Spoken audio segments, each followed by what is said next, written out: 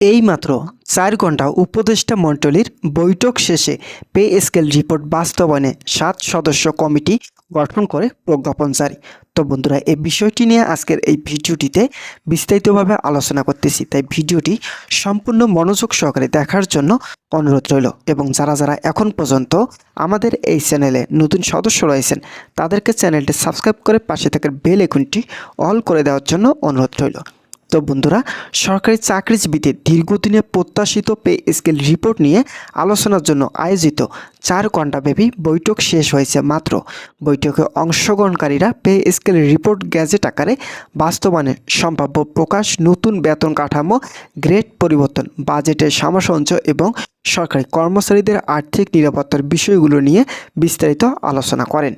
এরপর বৈঠকের পর সরকারের পক্ষ থেকে ঘোষণা করা হয়েছে যে নতুন পে স্কেল রিপোর্ট কার্যকর করার জন্য ৭ সদস্য বিশেষ কমিটি গঠন করা হয়েছে এবং তা নিয়ে আজই প্রজ্ঞাপন জারি করা হয়েছে। কমিটি সরাসরি প্রধান উপদেষ্টার অধীনে কাজ করবে এবং সরকারি চাকরিজীবীদের বেতন কাঠামো, গ্রেড ভিত্তি ভাতা ও অন্যান্য সুযোগ সুবিধা সুষ্ঠুভাবে বাস্তবায়ন নিশ্চিত করবে।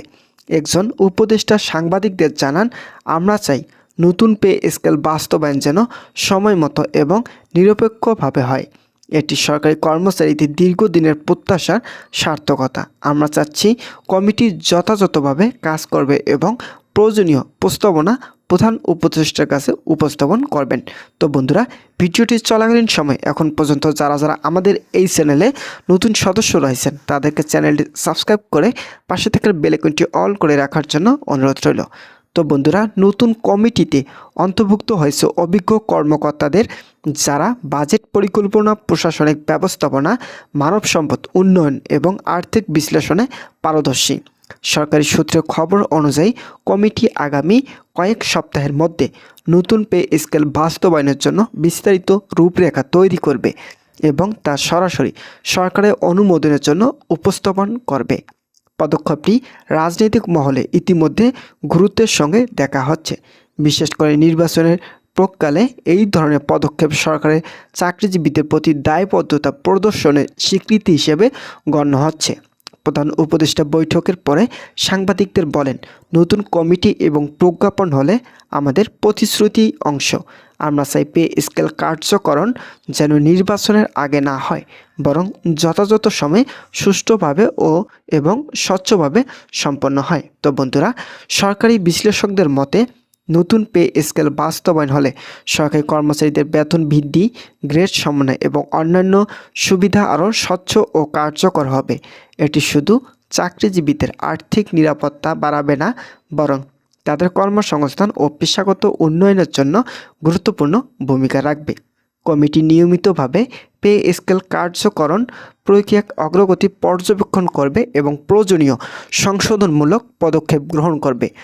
প্রজ্ঞাপনে উল্লেখ করা হয়েছে যে কমিটি নতুন পে স্কেল কার্যকরণের জন্য সরকারি বাজেটের সঙ্গে সামঞ্জস্য রেখে বিভিন্ন দপ্তরের সঙ্গে সময় করবে, যাতে সকল কর্মকর্তা ও কর্মচারী সময় মতো সুবিধা পান। তো বন্ধুরা, যারা যারা সরকারি চাকরিজীবী রয়েছেন তাদের জন্য শুভকামনা রইল। তারা পরবর্তী আপডেট পেতে এখনই আমাদের এই চ্যানেলটি সাবস্ক্রাইব করে পাশে থাকা বেল আইকনটি অল করে রাখুন। তো বন্ধুরা, নতুন প্রজ্ঞাপন এবং কমিটি ঘোষণার পরে সরকারি চাকরিজীবীদের মধ্যে আনন্দ ও উত্তেজনা দেখা দিয়েছে। বিভিন্ন সরকারি বিভাগ থেকে জানা যায়, কর্মকর্তারা নতুন পে স্কেল বাস্তবায়নের জন্য স্বচ্ছ ও কার্যকর পদক্ষেপ গ্রহণের আশ্বাসে সন্তুষ্ট।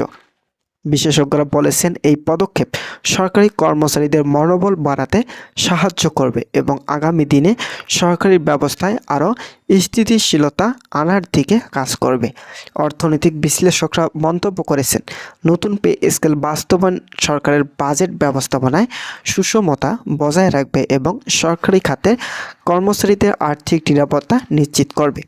এদিকে রাজনৈতিক বিশ্লেষকরা বলেছেন, নির্বাচনের প্রাক্কালে এমন সিদ্ধান্ত সরকারের ইমেজ এবং জনস্বার্থ বৃদ্ধিতে ইতিবাচক প্রভাব ফেলতে পারে। তো বন্ধুরা, সংক্ষেপে ৪ ঘণ্টা উপদেষ্টা মণ্ডলী বৈঠকে ফলাফল হিসেবে গঠিত ৭ সদস্য কমিটি এবং জারি হওয়ার প্রজ্ঞাপন নতুন পে স্কেল কার্যকরণের ক্ষেত্রে একটি বড় ধাপ হিসেবে বিবেচিত হচ্ছে। এটি সরকারি চাকরিজীবীদের দীর্ঘ প্রতীক্ষার অবসান ঘটতে পারে এবং তাদের আর্থিক ও পেশাগত নিরাপত্তা বৃদ্ধিতে গুরুত্বপূর্ণ ভূমিকা রাখতে পারে। তো বন্ধুরা, আজকের এই ভিডিওটি এই পর্যন্তই ছিল। আশা করছি আজকের এই ভিডিওটি থেকে অনেক উপকৃত পেয়েছেন।